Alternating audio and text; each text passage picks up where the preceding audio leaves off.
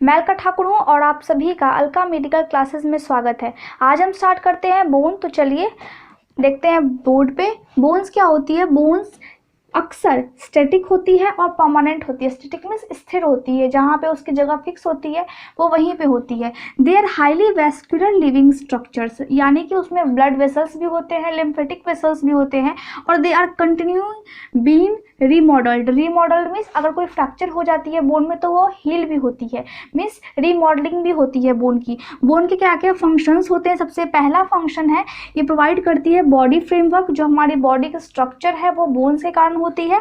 Giving attachment to muscles and tendons, muscle और tendons को ये अटैचमेंट प्रोवाइड करती है। Allow movement of the body, bone हमारे बॉडी के मूवमेंट में भी हेल्प करती है। होम्योपोसिस में भी हेल्प करती है। होम्योपोसिस क्या है कि production of RBC means red blood cells in red bone marrow. जो बोन्स होती है उनके अंदर में रेड बोन मैरो होती है जिनसे कि रेड ब्लड सेल्स का प्रोडक्शन होता है, तो उसको हम होम्योपोसिस बोलते हैं। इसमें भी बोन हेल्प करती है। बोन के द्वारा ही रेड ब्लड सेल्स प्रोड्यूस हो पाता है। मिनरल स्टोरेज करके रखती है बोन, स्पेशली कैल्शियम फॉस्फेट को। बहुत ज़्यादा अमाउंट बोन्स में कैल्शियम फॉस्फेट की होती है जिससे कि ब्लड में कैल्शियम का लेवल मेंटेन रहता है। टाइप्स ऑफ बोन्स को देख लेते हैं। बोन्स कितने टाइप्स की होती है? बोन्स मेनली 5 टाइप्स की होती है। सबसे पहली है लॉन्ग बोन्स, फिर शॉर्ट बोन्स, फिर फ्लैट बोन्स, इरेगुलर बोन्स और सेसेमोइड्स बोन। सबसे पहले लॉन्ग बोन्स को हम देखें तो लॉन्ग बोन्स कंसिस्ट करती है एक शाफ्ट को और 2 एक्सट्रीमिटीज़ को। शाफ्ट क्या होती है? अगर ये लॉन्ग बोन है तो ये जो ऊपर वाली है, ये ऊपर वाली को हम एक्सट्रीमिटीज़ बोलते हैं, दोनों साइड को, और ये बीच वाली को हम शाफ्ट बोलते हैं। बीच वाली को शाफ्ट और ये दोनों को हम एक्सट्रीमिटीज़ और इसको हम शाफ्ट बोलते हैं। तो लॉन्ग बोन्स 2 एक्सट्रीमिटीज़ को और 1 शाफ्ट को कंसिस्ट करती है। ये ज़्यादा लंबी होती है, ज़्यादा चौड़ी नहीं होती है। मेनली ये कहाँ पे होती है? मेनली ये फीमर में होती है, जो लेग्स में होते हैं, फिर टिबिया में होती है, फिर फिबुला में होती है। लॉन्ग बोन्स हमारे हाथ और पैर में पाए जाते हैं। मेनली कहाँ पे? हमारे लिम्स में, फीमर, टिबिया या फिर fibula. Short bones, flat bones, irregular bone और सेसेमोइड बोन जो होते हैं उसमें कोई भी शाफ्ट प्रेजेंट नहीं होते हैं। मीन्स ये जो दोनों दिख रहे हैं ये और ये शाफ्ट दोनों प्रेजेंट नहीं होते हैं और इसके शेप अलग अलग होते हैं। शॉर्ट बोन्स की शेप कैसी होती है? शॉर्ट बोन्स की का एग्जांपल्स क्या है? कार्पेल्स और मेटाकार्पेल्स। कार्पेल्स क्या होते हैं? हमारे रिस्ट में जो बोन्स होती है वो राउंडेड शेप की होती है। और इरेगुलर बोन्स के एग्जांपल्स कौन कौन से? वर्टिब्रा के बोन्स। वर्टिब्रा के बोन्स कुछ इस टाइप से निकले हुए होते हैं, इस टाइप से कुछ बोन्स होते हैं, वो अलग अलग शेप की होती है। और स्कल में कुछ स्मॉल बोन्स पाए जाते हैं जिसकी शेप अलग अलग होती है, सेम नहीं होती है। फ्लैट बोन्स कौन से होते हैं? फ्लैट बोन्स मीन्स स्टर्नम या फिर रिब्स के बुक के बोन। स्टर्नम की बोन कैसी होती है? स्टर्नम की बोन बिल्कुल ही फ्लैट होती है, इस तरह की होती है। और रिब्स की बोन्स कैसी होती है? रिब्स अगर दोनों साइड से इस तरह से फ्लैट बोन दोनों साइड से होती है, ठीक है। उसके बाद सेसेमोइड बोन्स कौन से हुए? सेसेमोइड बोन्स के एग्जांपल्स हो गए पटेला। पटेला क्या होती है? नी कैप होती है, ये कैप जैसी होती है आगे से निकली हुई, ठीक है। तो इस तरह से इन सभी बोन्स में कोई भी शाफ्ट नहीं होते हैं और कोई भी एक्सट्रीमिटीज़ नहीं होती हैं। अब हम लॉन्ग बोन के स्ट्रक्चर को देख लेते हैं। स्ट्रक्चर क्या है लॉन्ग बोन्स की? सबसे पहले आप जो देख रहे हैं ये डायग्राम, ये लॉन्ग बोन का है। ये क्या है? ज़्यादा लंबा है और ये क्या कंटेन करती है? ये एक्सट्रीमिटीज़ कंटेन करती है। उस एक्सट्रीमिटीज़ को हम क्या बोलते हैं? एपीफाइसिस। ये जो दोनों निकला हुआ थोड़ा सा स्ट्रक्चर इसको हम एपीफाइसिस बोलते हैं, और ये जो लंबा सा स्ट्रक्चर इसको हम डायाफाइसिस या फिर शाफ्ट बोलते हैं, ठीक है। और ये जो बाहर की इसको हम आर्टिकुलेट कार्टिलेज बोलते हैं क्योंकि ये कार्टिलेज की बनी होती है, हाइलीन कार्टिलेज की बनी होती है। और उसके बाद ये जो अंदर में रेड ब्लड सेल्स है, ये जो बोन मैरो है, रेड बोन मैरो, उसकी ये रेड ब्लड सेल्स को प्रोड्यूस करता है। इसको हम स्पॉन्जी बोन बोलते हैं। स्पॉन्जी बोन को हम क्या बोल सकते हैं? कैंसिलस भी बोलते हैं, ठीक है। उसके बाद जो आउटर कवरिंग है इसको हम पेरियोस्टियम बोलते हैं। पेरियोस्टियम 2 टाइप की होती है, एक आउटर होती है और एक इनर होती है। आप देख रहे हैं ये लेयर्स है, एक बाहर वाली एक अंदर वाली। तो जो बाहर वाली जो होती है वो टफ और फाइब्रस होती है, ये अंदर में जो भी बोन्स के जो भी ये स्ट्रक्चर आपको दिख रहे हैं उन सभी को प्रोटेक्ट करके रखती है। और ये जो इनर वाली है, ये जो अंदर वाली है, वो कंटेन करती है ऑस्टियोब्लास्ट्स को या फिर ऑस्टियोक्लास्ट्स को। ऑस्टियोब्लास्ट क्या होते हैं? ये सेल्स होते हैं जो कि बोन सेल को प्रोड्यूस करते हैं, ठीक है, ये जो बोन को प्रोड्यूस करते हैं। और ऑस्टियोक्लास्ट क्या होते हैं? ये बोन को डिस्ट्रॉय करते हैं। अब ये क्यों होती है? फॉर एग्जाम्पल, जो बोन का रीमॉडलिंग होती है, बोन रिपेयर होती है, या फिर जो बोन कंटिन्यूअसली हमारी चेंज होती रहती है with in months, with in year, तो उस कंडीशन में ऑस्टियोब्लास्ट फॉर्म करती है और ऑस्टियोक्लास्ट उसको डिस्ट्रॉय करती है। मीन्स रीमॉडलिंग होती रहती है बोन्स की, नए बोन्स आते रहते हैं और वो बहुत स्ट्रांग होते हैं। और स्ट्रांग कौन करती है? टफ और फाइब्रस लेयर स्ट्रांग करती है, जो कि बाहर वाली लेयर है। अंदर वाली लेयर क्या करती है? रीमॉडलिंग में हेल्प करती है, ठीक है। उसके बाद पेरियोस्टेम क्या करती है? पेरियोस्टेम कवर करती है होल बोन को, सभी बोन्स को कवर करके रखती है except joint cavity. Joint cavity में क्या होती है? जॉइंट कैविटी में कार्टिलेज होती है बाहर से, ताकि वो जॉइंट हो सके और थोड़ा सा मूव कर सके, ठीक है। ये एक्सेप्ट पूरे बोन्स को कवर करके रखती है एक्सेप्ट जॉइंट्स। उसके बाद ये जो अंदर की आपको दिख रही है वाइट सरफेस, इसको हम कॉम्पैक्ट बोन बोलते हैं। उसके बाद ये रेड कलर की इसमें आर्टरीज होती है जो कि न्यूट्रिएंट सप्लाई करती है। ये येलो कलर की दिख रही है आपको जो कि फैट से बनी होती है, ये येलो बोन मैरो है, ये सिर्फ फैट से बनी थी। इसको हम मेडुलरी कैनाल बोलते हैं जो कि कंटेन करती है येलो बोन मैरो को। और ये थोड़ी सी जो स्पेस है इन दोनों के बीच में, ये जो स्पेस है इसको हम एपिफिजियल लाइन बोलते हैं।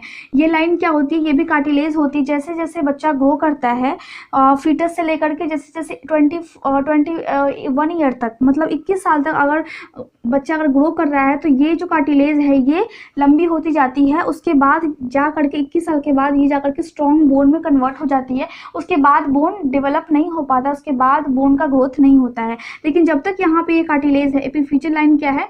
जब तक ये एपिफिजियल लाइन है, जब तक यहाँ पे कार्टिलेज है, तब तक बच्चे का ग्रोथ होता रहेगा, बोन्स का ग्रोथ होता रहेगा और बोन्स लंबी होती जाएगी। लेकिन जैसे ही ये बोन में कन्वर्ट हो जाएगा, ओसिफाई हो जाएगा, मीन्स ये मैच्योर बोन हो जाएगा, उस कंडीशन में क्या होगी कि इसकी लेंथ बढ़नी रुक जाएगी। एपिफाइसिस के पास अपनी ब्लड सप्लाई है, इसके पास है ब्लड सप्लाई। ये जो येलो कलर की दिख रही है इसमें देखिए न्यूट्रिएंट आर्टरी आ रही है, ठीक है। लेकिन जो एपिफाइसिस है, जो ये निकली हुई जो स्ट्रक्चर ये दोनों साइड में, इन दोनों के पास अपनी ब्लड सप्लाई है। और जो सेंसरी नर्व जो सप्लाई होती है वो भी इसके पास अपनी है। सेंसरी में सेंसेशन जिससे हो, जैसे बोन में अगर कुछ लग जाए, जैसे फॉर एग्जांपल अगर इंजेक्शन देते हैं, अगर बोन्स में टच कर जाए तो हमें सेंसेशन फील होती है। तो उस कंडीशन में क्या हो गई कि सेंसरी जो नर्व्स है वो भी साथ में ही रहती है ये आर्टरीज के, और इसमें भी आर्टरीज के साथ में रहती है, लेकिन इसकी अलग होती है और इसकी ये खुद की होती है। इन दोनों की खुद की होती है। शॉर्ट, फ्लैट, इरेगुलर और सिस्मोइड बोन्स के स्ट्रक्चर को देखते हैं।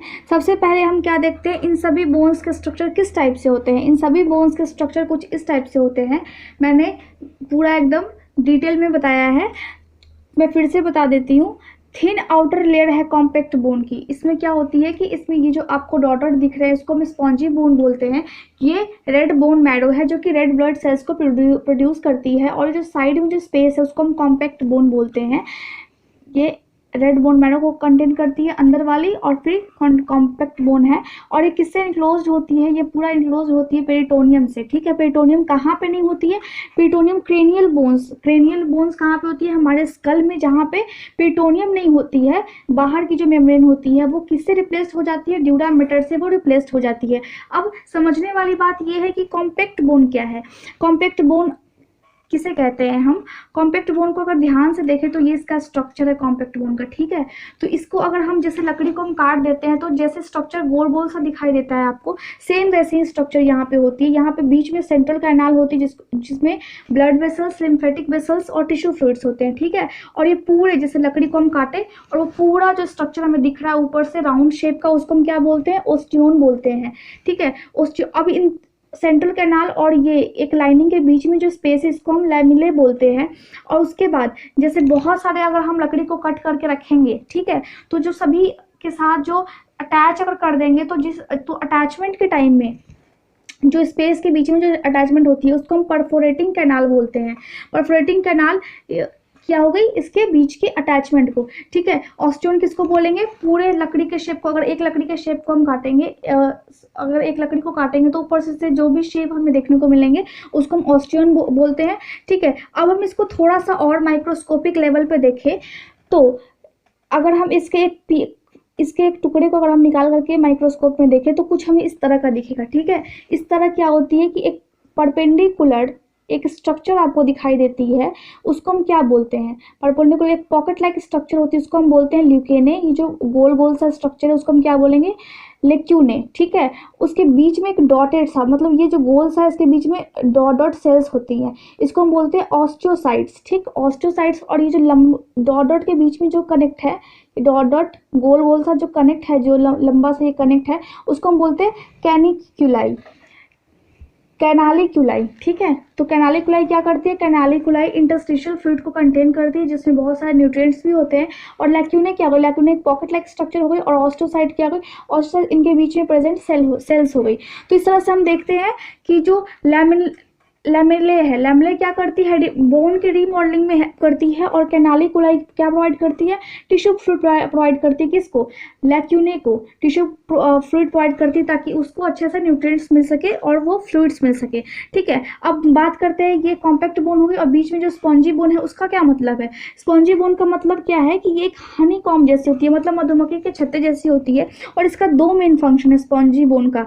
पहला फंक्शन क्या है कि जो स्पेस है, यहाँ पे जो स्पेस है इन बीच में डॉट डॉट के बीच में आपको कुछ स्पेस दिखाई दे रहे होंगे, ये रेड बोन मैरो कंटेन करती है। रेड बोन मैरो मीन्स ये रेड ब्लड सेल्स प्रोड्यूस होती है इन स्पेस में से। ये जो वाइट सा स्पेस है, डॉट डॉट के बीच में वाइट सा स्पेस है, उसको हम रेड बोन मैरो बोलते हैं।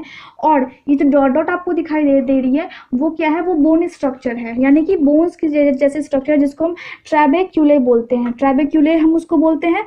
और ये बहुत ज़्यादा कॉम्पैक्ट बोन को कंटेन नहीं करती है, मीन्स बहुत डेंस कॉम्पैक्ट बोन, जहाँ पे हमने लॉन्ग बोन्स में देखा था कि जो कॉम्पैक्ट बोन है वो बहुत ज़्यादा डेंस होती है जिसके कारण वो बहुत ज़्यादा हार्ड होती है।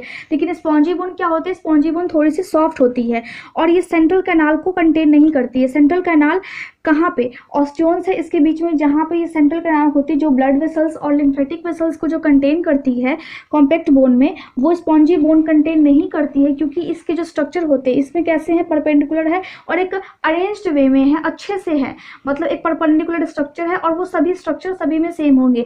लेकिन इसमें क्या है, इसमें कोई भी स्ट्रक्चर फिक्स नहीं है, ये रैंडमली इसके स्ट्रक्चर्स होते हैं, जिसके कारण हम इसको क्या बोलते हैं, हनी कॉम्ब, ठीक है। तो स्पॉन्जी बोन थोड़े से सॉफ्ट होते हैं, बहुत ज़्यादा डेंस बोन नहीं होते हैं, और कॉम्पैक्ट बोन क्या होते हैं, हार्ड होते हैं। और लॉन्ग बोन में बहुत ज़्यादा ही डेंस कॉम्पैक्ट बोन होते हैं ताकि वो बहुत ज़्यादा हार्ड हो पाए और फिर हमारे बोन्स को स्ट्रेंथ प्रोवाइड कर पाएँ। अब हम माइक्रोस्कोपिक स्ट्रक्चर बोन का देखेंगे। सबसे पहले बोन के बारे में हम ये जान लें कि बोन क्या है। बोन बहुत ज़्यादा स्ट्रॉन्ग है और durable, durable means type of connective tissue है, ड्यूरेबल मीन्स बहुत ज़्यादा स्थिर टाइप ऑफ टिकाऊ टाइप ऑफ कनेक्टिव टिश्यू है।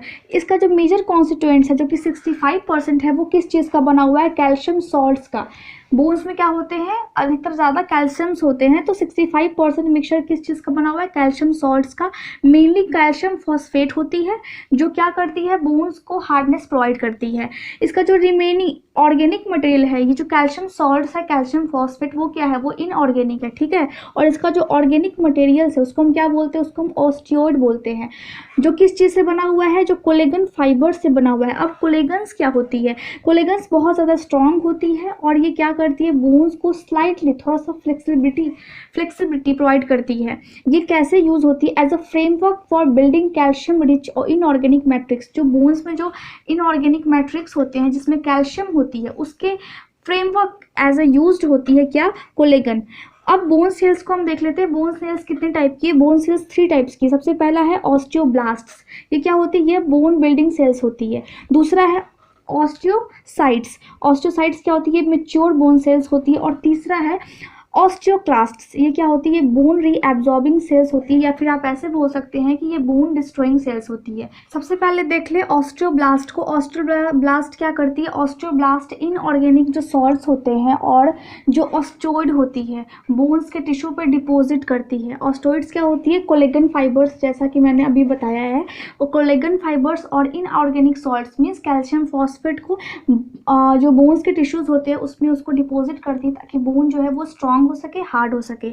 अब ये प्रेजेंट कहाँ पे होती है, जहाँ पे बोन ग्रो कर रहा होता है, जहाँ पे बोन का रिपेयर हो रहा होता है, या फिर बोन की रीमॉडलिंग, जैसे अगर फ्रैक्चर हो जाए तो वहाँ पे बोन की रीमॉडलिंग होती है, बोन फिर से न्यू बनता है, तो वहाँ पे ये ऑस्टियोब्लास्ट प्रेजेंट होते हैं। अब कहाँ कहाँ पे प्रेजेंट होते हैं, for example deeper layer of periosteum. Periosteum में मैंने आपको बताया था कि अगर ये लॉन्ग बोन है तो ये जो लेयर है इसको हम पेरियोस्टियम बोलते हैं, ठीक है। और एंड ऑफ द डायफाइसिस जो बीच वाली होती है उसके एंड में, यहाँ पे मैंने बताया था कि यहाँ पे प्रेजेंट होती है, ठीक है। At the side of fracture, जहाँ पे फ्रैक्चर्स होती है वहाँ पे प्रेजेंट होती है। ऑस्टियोसाइट्स क्या होती है, ये जो मेच्योर बोन सेल्स होती है जो कि डिवाइड नहीं करती है, ये मॉनिटर और मेंटेन करके रखती है बोन टिश्यू को, ताकि बोन टिश्यू अच्छे से मेंटेन रह सके। नरिश्ड करती है, टिश्यू फ्लूइड से नरिश्ड होती है, और वो टिश्यू फ्लूइड कहाँ से आती है, कैनालिकुलाई मैंने आपको ये बताया था कि यहाँ पे अगर स्ट्रक्चर है परपेंडिकुलर है तो ये वाली जो इसके अंदर ऑस्टियोसाइट्स होती है अंदर में, ये इस गोल के अंदर में, और ये जो लंबी लंबी आपको दिख रही है लाइनिंग, इसको हम कैनालिकुलाई बोलते हैं, जो कि ऑस्टियोसाइट्स को कनेक्ट करके रखती है। तो ये कैनालिकुलाई क्या करती है, नरिश्ड करती है टिश्यू फ्लूइड के द्वारा ऑस्टियोसाइट्स को। ऑस्टियोक्लास्ट क्या होती है, ऑस्टियोक्लास्ट में क्या होती है कि ब्रेक डाउन होती है बोन्स क्या करती है, रिलीज करती है कैल्शियम और फॉस्फेट को ब्लड में। और ये ऑस्टियोक्लास्ट क्या होती है, सेल्स होती है जो कि जेंट सेल है, मतलब बहुत ही विशाल सेल है, जिसमें लगभग 50 न्यूक्लियाई होती है। न्यूक्लियाई मीन्स बहुत सारे nucleus, which has formed from many monocyte, जो कि किससे बनते हैं, बहुत सारे मोनोसाइट्स, मतलब एक सिंगल सेल से बहुत सारे न्यूक्लियस ज्वाइंट होकर के क्या बनते हैं, जेंट सेल बनते हैं, किस सेल्स के, ऑस्टियोक्लास्ट के। ये कंटिन्यूअस बोन रीमॉडलिंग अगर होती है किसी एडल्ट में, रीमॉडलिंग होती है बोन टिश्यू का, वो इसका मतलब क्या है कि ऑस्टियोब्लास्ट और ऑस्टियोक्लास्ट बैलेंस्ड एक्टिविटी कर रही है बोन में। ऑस्टियोब्लास्ट क्या करती है, बोन्स को फॉर्म करती है, और ऑस्टियोक्लास्ट क्या होती है, ये रिलीज करती है, बोन को एक तरह से डिस्ट्रॉय करती है। अब ये कहाँ पे पाई जाती है, जहाँ पे एक्टिव ग्रोथ होती है, रिपेयरिंग की कंडीशंस होती है, या फिर रीमॉडलिंग। जो हमारी जो हेल्दी बोन है उसमें क्या होती है कि बोन्स फॉर्म भी होती है और फिर बोन्स डिस्ट्रॉय भी होते हैं। रीअब्जॉर्बिंग मतलब क्या होता है कि ऑस्टियोक्लास्ट रीअब्जॉर्ब करती है, मतलब बोन्स का एक तरह से डिस्ट्रक्शंस होती है, उसके बाद फिर से बोन्स न्यू बनने लगती है। तो इस तरह से हम देखते हैं कि जो सेल्स होते हैं बोन्स में वो 3 टाइप के होते हैं। आज के लिए बस इतना ही, अगले वीडियो में हम फिर से मिलते हैं। Thank you so much for watching my video. अगर आपको अच्छा लगा हो तो आप इसे लाइक, शेयर और सब्सक्राइब जरूर करें। Thank you so much.